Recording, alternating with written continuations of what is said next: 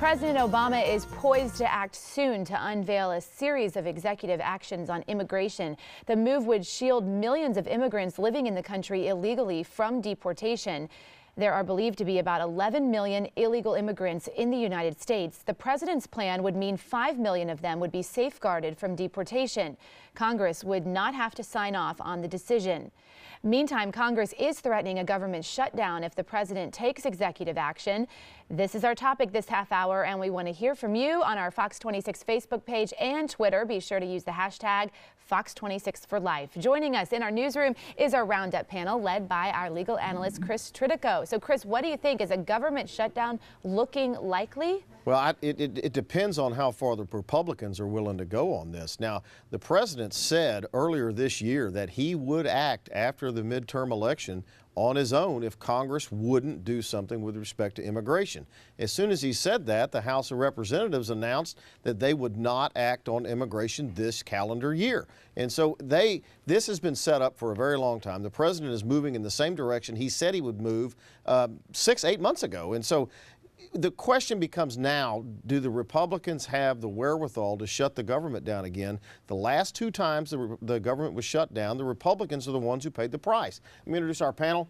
Mustafa and Jackie are out today. I got Jerry Bernberg, former Democratic Party chairperson, Jared Woodfill, former Republican Party chairperson. Gentlemen, thank you for coming in. Are the Republicans ready, willing, and able to shut the government down again to stop this immigration action? Well, they better be ready to fight, because this is a constitutional crisis on the making. This is a president who said, I'm going to trample all over this Constitution if you don't do what I want you to do. Article 1, Section 8, Clause 4 couldn't be any clearer. It's the Congress who works on these naturalization laws, and this president's not getting his way, so he's deciding to act as a king. And if Republicans don't draw a line in the sand right now and stop it, we have a constitutional crisis on our hand. And, just go back about a week or so ago.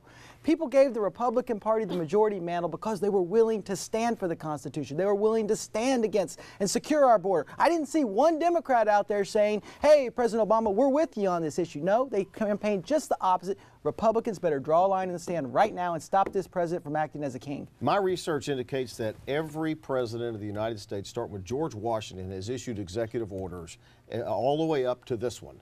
What's the difference? There is no difference. As a matter of fact, the Constitution clearly gives the president the authority to enforce the laws however he chooses to enforce the laws. Here's what's important about it. The president has a certain number of people that can do deportations.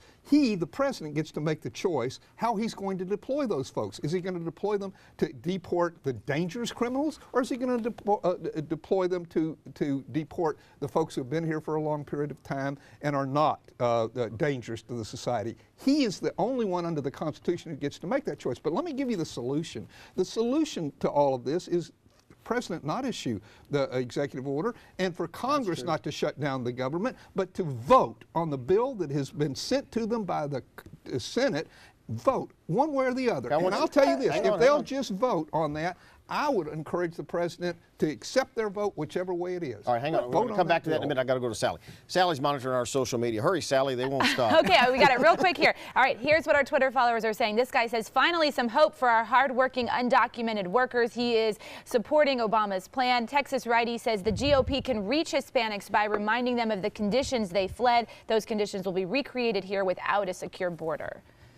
I'm not sure about that. But that really threw me off. All right, let's get back to you. You wanted to respond to Jim. Well, a couple of things. The president doesn't have the ability to pick and choose the laws he doesn't want to enforce and he wants to enforce, and that's the problem here. This is a constitutional crisis. Didn't George Bush do that? No, because this president isn't respecting the co-equal branches of government. But I do agree with him on one thing, that we will have a vote on this issue. The Republicans should put forth legislation and move forward with legislation that they believe in that starts with securing the border, one, and they'll vote for it. And this president is all likely to veto it. The reality is we've had a vote. But here's the problem, Chris. This president is saying you can have a vote, but if it doesn't turn out the way I want it to turn out, then I'm going to trample on the Constitution and just do what I want him to do, what I want to do. We fought a battle to get rid of kings some years ago, and he seems to have forgotten that. Let me ask you this. The Senate sent a bill to the House 2 years ago that's been sitting at the House unacted on.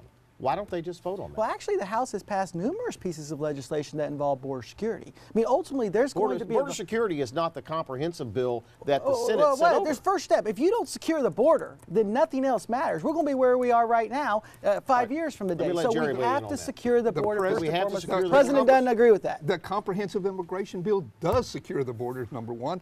Number two, suppose you have 100 police officers policing the city of Houston, the mayor's got to decide, or the police chief's got to decide where they're supposed to go. That is what in all the president is doing by his executive orders. All right, let me ask you both this, because we're almost out of time. That's not unconstitutional. All right, we're almost out of time. I want to ask the question I started with. Are the Republicans willing to shut the government down if the president acts? It's not. It's which Republicans, and that's the other thing. The Republicans in the Senate are in favor of comprehensive immigration reform. It is, and many of the Republicans in the House are. It is a small group of Republicans. Who pays the in price? House. If the government shuts down, who pays the price? Democrats, because there's not one. And the president. There is not one Democrat who campaigned with the president on this issue. In fact, they campaigned just the opposite way. And the reality is, we have sent a Republican majority to the Senate, to the House. The people have spoken to this Vote issue. on the the Senate president bill. needs to follow the law and uphold the Vote Constitution. on the Senate We're bill. going to have to leave it right there. Sally, we'll be back next week. I'll be back next week. We're wrapping up the hottest stories of the week. We enjoyed it this morning. Thanks, guys. We appreciate it.